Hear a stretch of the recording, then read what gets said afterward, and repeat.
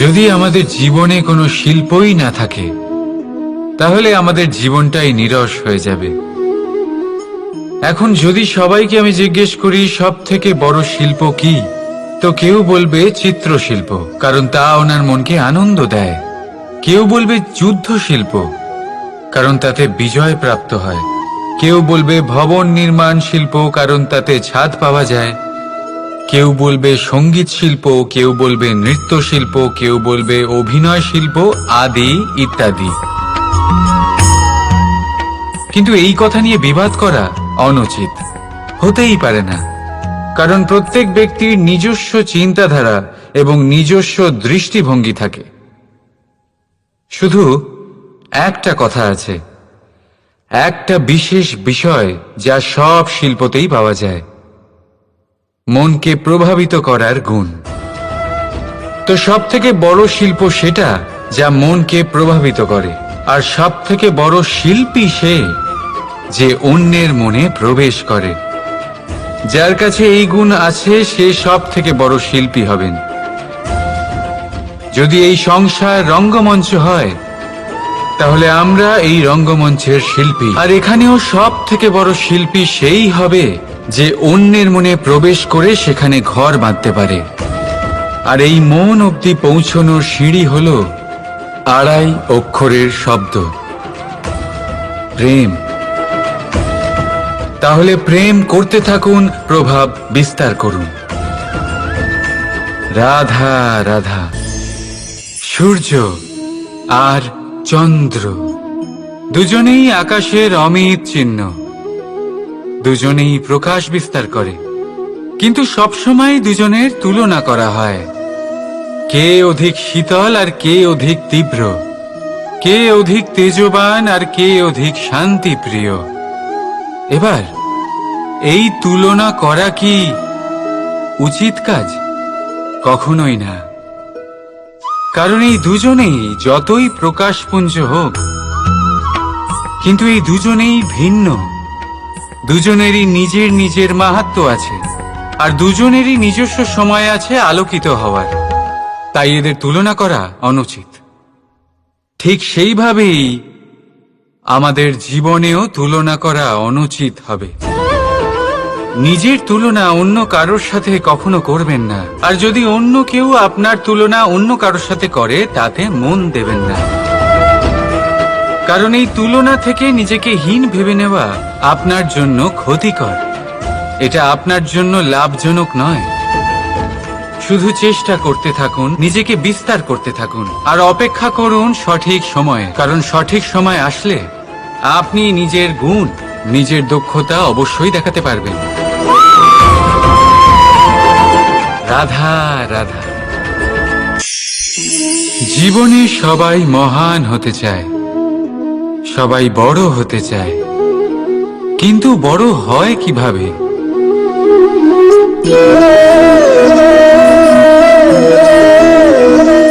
এটা আমার হাতে কি বলুন তো? সর্ষে বীজ? না, এটা হলো বটের বীজ। এই বীজ এত ছোট হয় যে সবার সাথে সহজেই মিশে যায়, বড়ই সহজে ধরণীতে মিশে যায়। কিন্তু যখন এটা বৃক্ষরূপে বড় হয়, আর তারপর যখন পড়ে যায়, সমস্ত পরিবেশকে কাঁপিয়ে দেয়। ঠিক এইভাবেই বড় হতে থাকুন, বটের বীজ আর বটের বৃক্ষ। আর যদি জীবনে আপনি সত্যি বড় হতে চান, তবে সর্বপ্রথম নিজের অহংকারকে, নিজের অভিমানকে ছোট করে নিন। এত ছোট যাতে সবার সাথে বসতে পারেন, কিন্তু অন্তর থেকে এত বড় হয়ে যান যাতে যখন আপনি উঠবেন তখন কেউ যাতে আর বসে না থাকতে পারে। রাধা রাধা। আমাদের মধ্যে এমন কজন আছে যারা ভয়তে ভীত হয়ে পড়ে, কোনো বৃহৎ কার্য করার আগে মনের সামঞ্জস্য হারিয়ে ফেলে? মোটামুটি সবাই, তাই না? প্রত্যেক ব্যক্তির মনেই এই ভয় জাগ্রত হয়। তবে এর অর্থ আমার দৃষ্টিভঙ্গি দিয়ে মনে হয় এই ভয়ের অনুভূতি খারাপ নয়। কারণ যদি এই অনুভূতি খারাপ হতো তাহলে কি ঈশ্বর এই অনুভূতি প্রত্যেক প্রাণীকে দিতেন?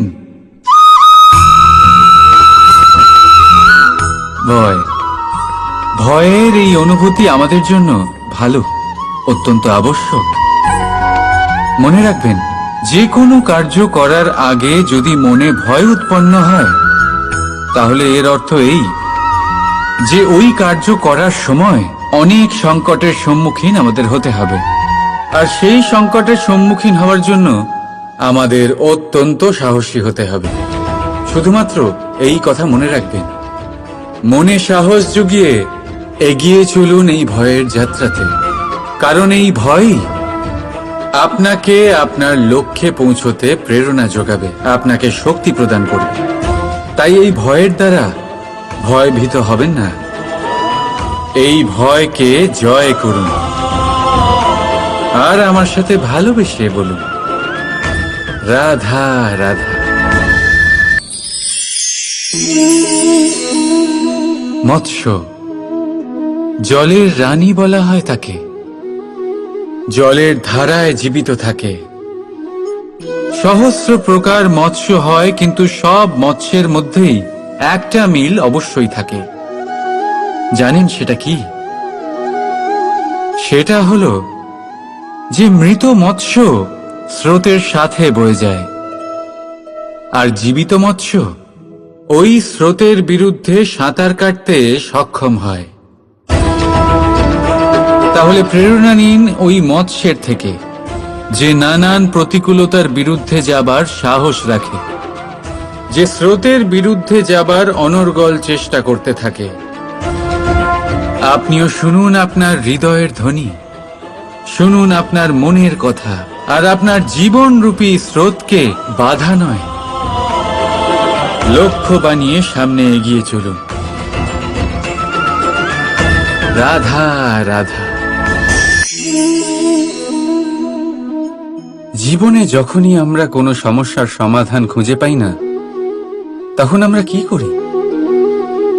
আমরা ঈশ্বরের কাছে শরণাপন্ন হই, সাহায্যের জন্য প্রার্থনা করি, পথ জানতে চাই, তাই না?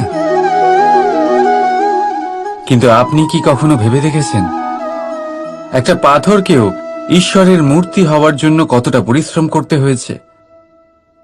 কতবার হাতুড়ির ঘা সহ্য করতে হয়েছে, ছেনির ঘা সহ্য করতে হয়েছে, তারপর আমাদের সামনে সে ভগবান রূপে আবির্ভূত হয়েছে। তাই জীবনে এত ছোট ছোট কথা ঈশ্বরের কাছে চেয়ে নিজের সময় নষ্ট করবেন না, বরং অন্তর থেকে প্রচেষ্টা করুন, সংঘর্ষ করুন, সব পাবেন। শুধুমাত্র একটা জরুরি কথা মনে রাখবেন, পরিশ্রম না করে কেউ কখনো মহান হতে পারেন না, ভগবানের মূর্তিও না। রাধা রাধা। প্রজাপতি আকাশে উড়ে বেড়ায়, সে সুন্দর ফুলের রস আস্বাদন করে, উন্মুক্ত উড়ে বেড়ায়, কিন্তু তারও বিপদ কম কিছু নেই। যেমন হলো পতঙ্গ, জন্তু এই প্রজাপতিকে নিজের আহার করে নেয়, তাকে এদের থেকে সাবধানে থাকতে হয়। সত্য হলো এটাই যে এই প্রজাপতি ততদিনই সুরক্ষিত থাকে যতদিন এদের পাখনা বৃদ্ধি পায় না। যখন এরা এদের খোলসের মধ্যে থাকে, যখন না কারো দৃষ্টি এদের উপর পড়ে, আর না কোনো শত্রু এদের আঘাত করতে পারে, কিন্তু তখন তারা বন্ধ থাকে, অবিচল নিশ্চল থাকে। এই সুন্দর সংসার দেখার জন্য, এই সুন্দর আকাশ পাওয়ার জন্য তাকে তার সুরক্ষা ক্ষেত্র থেকে বাইরে বেরিয়ে আসতেই হয়। আর এটাই জীবনের নিয়ম। মানুষের সাথেও ঠিক এরকমই হয়। যদি মানুষ বিশ্রাম আর সুরক্ষা এদের বন্ধন থেকে না বেরোয়, তাহলে সে জীবিত অবশ্যই থাকবে, কিন্তু জীবন ধারণ করতে পারবে না। কারণ যদি জীবনে বড় কিছু করতে হয়, বড় কোনো কিছু পেতে হয়, সাফল্যের শিখর অবধি পৌঁছতে হয়, তাহলে সর্বপ্রথম আপনাকে নিজের সুরক্ষা ক্ষেত্র থেকে বেরিয়ে আসতেই হবে। এই আরামকে ত্যাগ করতেই হবে। তবেই আপনি সফল হতে পারবেন। তবেই আপনি এই প্রজাপতির মতো আকাশে উড়ে বেড়াতে পারবেন। রাধা রাধা। মানুষের মধ্যে ছোট একটা সমস্যা আছে। সে কখনো নিজের নিন্দা নিজে শুনতে পায় না। যদি কেউ তার বিষয়ে খারাপ কিছু বলে, সে সহ্য করতে পারে না। সে সবসময় ভয় পেয়ে থাকে যে এই যে আশেপাশে মানুষগুলি, তারা তার বিষয়ে খারাপ কিছু ভেবে না নেয়। আর যদি সে জানতে পারে যে তার পিঠ পিছিয়ে তার বিষয়ে খারাপ কেউ কিছু বলছে, তখন সে দুঃখী হয়ে যায়। এবার এই কারণে কি আপনার দুঃখ পাওয়া উচিত? কখনোই নয়। কারণ সর্বপ্রথম আপনার যেটা মনে রাখা উচিত, যদি কেউ আপনার পিছনে খারাপ কথা বলছে, সে প্রথমেই আপনার থেকে 2 কদম পিছিয়ে আছে, তাই না? ঈর্ষাবশত আপনার বিষয়ে খারাপ কথা বলতে পারে, কিন্তু যদি এরকম না হয়, যদি তার কথাগুলো সত্য হয়, তবে সর্বপ্রথম নিজের ভুলগুলিকে বুঝুন, সেই সত্যকে বুঝুন, ঝেড়ে ফেলে দিন নিজের দোষগুলিকে। আর তখন দেখবেন আপনি তাদের থেকে আরো 2 পা এগিয়ে গেলেন। কারণ এই জীবনের রথ সামনের দিকে তাকিয়ে এগোয়, পেছনের দিকে তাকিয়ে নয়। তাই পেছন ফিরে দেখা ছেড়ে দিন। যেটা বর্তমান সেটাই দেখুন, সেটা নিয়েই বাঁচুন। যেটা ভবিষ্যৎ, যেটা আপনার লক্ষ্য, সেটার দিকে এগোন। আর আমার সাথে ভালোবেসে বলুন, রাধা রাধা। আমি অনেক মানুষকে এটা বলতে শুনেছি যে মানুষ মানেই ভুলের বাক্স, মানুষ নাকি ভুলে ভর্তি পুতুল। আর এটাই সত্যি। দেখুন, ভুল কার দ্বারা হয় না, প্রত্যেকের দ্বারা হয়। আর একটা নয়, অনেক ভুল হয়। কিন্তু মনে রাখবেন, তাদের বস্ত্রতেই কাদা লাগে যারা কাদা পরিষ্কার করার প্রচেষ্টা করেন। তাহলে যেখানে চেষ্টা আছে সেখানে ভুল তো হবেই। এবারে যদি আপনি কোনো নতুন সংকল্প করতে যান, কোনো বড় কাজ করতে যান, আর আপনার দ্বারা কোনো ভুল হয়ে যায়, তাহলে কোনো ব্যাপার নয়, তার জন্য পস্তাবেন না। নিজের ভুলটাকে চিনুন, তাকে বুঝুন, তাকে শুধরাবার চেষ্টা করুন। আর সব থেকে জরুরি কথা, নিজের ভুল থেকে শিখুন। তাদের হাত থেকেই রক্তপাত হয় যারা কাঁটার মধ্যে লুকোনো ফুলকে খোঁজার চেষ্টা করে। তাই মনে রাখবেন, যে জীবনে কোনো ভুল করেনি, সে জীবনে নতুন কিছু করার কোনো চেষ্টাও করেনি। এই ভুল আপনার সব থেকে বড় শিক্ষক। তাই সেটাতে দুঃখী হবেন না, তার জন্য পস্তাবেন না। এই ভুলকে সম্ভ্রম করতে শিখুন। তারপর দেখবেন আপনি নিজেকে জীবনে আরো শিখরে নিয়ে যাবেন। রাধা রাধা। এই বৃক্ষ দেখছেন আপনি? কত সবুজে ভরা, কত সুন্দর। এটার শীতল ছায়াতে সুখ পাওয়া যায়। এটার ডালে বসে পাখির আওয়াজ শুনলে সমস্ত ক্লান্তি দূর হয়ে যায়। কিন্তু এই বৃক্ষ কি শুরু থেকেই এরকমই ছিল? এটা কি সবসময় এরকমই ছিল? না। প্রত্যেক বছর হেমন্তকালের নির্মম আঘাত একে সহ্য করতে হয়। এর পাতাগুলোকে শুকিয়ে মাটিতে ফেলে দেয়, কিন্তু তবু এই বৃক্ষ অটল দাঁড়িয়ে থাকে। আর তারপর যখন বসন্তকাল উপস্থিত হয়, একে নতুন জীবন দান করে যায়। এটার মধ্যে পুনরায় ছোট ছোট ফুলের কুঁড়ি দেখা যায়। এই বৃক্ষ হেমন্তের মুখোমুখি হয়েছিল, তাই আজ সবুজে ভরা। এটা পুরনো পাতার জন্য শোক পালন না করে পরিবর্তন স্বীকার করেছিল, তাই আজ আমাদের সাথে এই সুখ ভাগ করতে পেরেছে। তাই মনে রাখবেন একটা অত্যন্ত জরুরি কথা, পরিবর্তন আর কষ্ট, এটাই সংসারের সবথেকে মহান সত্য। যারা এটা স্বীকার করে নিয়েছেন, ধরে নিন তারা ধন্য হয়ে গেছেন। রাধা রাধা। আসুন আপনাদের স্বাগত জানাই। আমাদের আশেপাশে এরকম অনেক মানুষ থাকেন যারা খুব ভালোভাবে কথা বলতে পারেন, যারা নিজের মিষ্টি কথায় সবাইকে আকর্ষিত করেন, আর সেই জন্যই তিনি আকর্ষণের কেন্দ্র হয়ে যান। আর আমাদের আশেপাশে এমনও কিছু মানুষ থাকেন যাদের কথা আমাদের আঘাত করে, যাদের নজর আমরা চিরকাল এড়িয়ে চলতে পছন্দ করি, তাই না?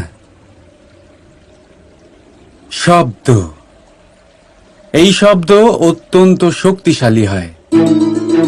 যদি এই শব্দ নবজীবন দান করতে পারে, তবে এই শব্দ প্রাণও হরণ করে নিতে পারে।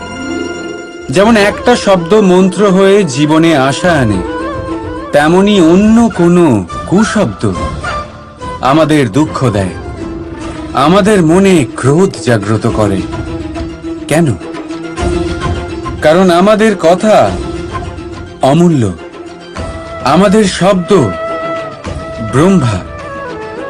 তাই অত্যন্ত ভেবেচিন্তে মনের দাড়িপাল্লায় মেপে নিজের শব্দ প্রয়োগ করবেন, কারণ এই শব্দ দিয়েই শুরু আর এই শব্দ দিয়েই শেষ। রাধা রাধা।